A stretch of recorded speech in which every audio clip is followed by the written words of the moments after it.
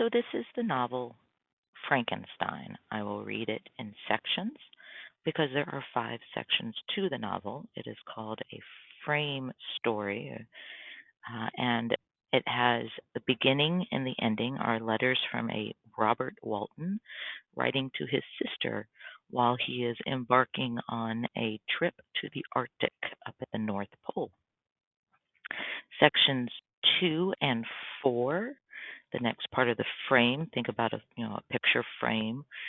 Um, Sections 2 and 4 are the tale of Dr. Frankenstein from his side of the story, and the middle of the story, if you think about it as the picture in a frame, is the story from the monster or the creature's side of the story. Um, one of the themes of our story is who is the real monster? Is it Dr. Frankenstein or the creature? And I think kind of when you think about it, when you've got think about a frame of picture in a frame, the central character, the central picture is whatever's in the middle, and you've got the creature story is the story in the middle. It's the middle, it's the picture in the frame.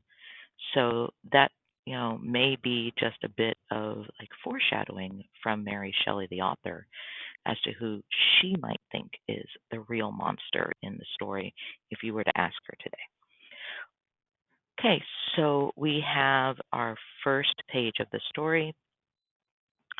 You see a picture of the ship as he is heading off to the Arctic. And I'm going to keep bouncing back and forth between, so you can see what the whole picture looks like, and then I'm going to bounce to so that you can see specifically the text. I'm going to ignore all of the extras that I had put into this. I just want you to hear the story. So near the coast of Russia, from the letters of Robert Walton. Letter 1, December 11th, sometime in the 17th century. My dear sister, I am already far from London. The cold northern wind on my face fills me with happiness. It gives me a taste of the wonderful place I am going to. At the North Pole, Margaret, the sun is always in the sky. It is a land of beauty and amazing sights.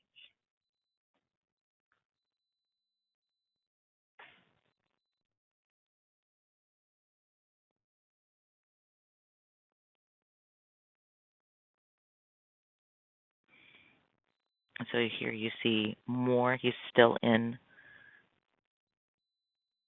the Arctic. I have dreamed of making this voyage since I was a child. I have read travelers' descriptions of their attempts to find the North Pacific Ocean.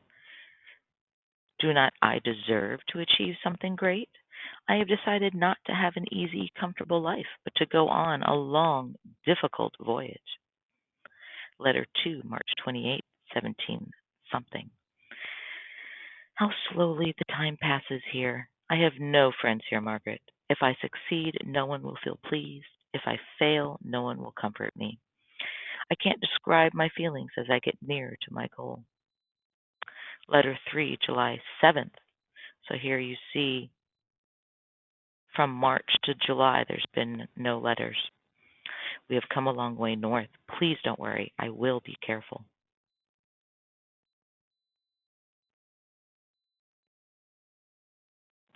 Letter 4, August 5th, 17 something. Last Monday, the ship was nearly surrounded by ice. Remember, they're in the Arctic Ocean. And there was very thick fog. We decided to stop moving and to wait for a change in the weather. At 2 o'clock, the fog disappeared, and there was ice everywhere. As far as we could see, we were worried, and then, in the distance, we saw something strange. It was a sled about half a mile away. A huge man was driving it. We were amazed to see someone so far from land. We were unable to follow him because we were stuck in the ice.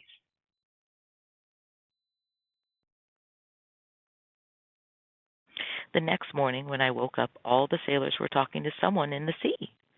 It was, in fact, a similar sled which had come toward us in the night on a large piece of ice.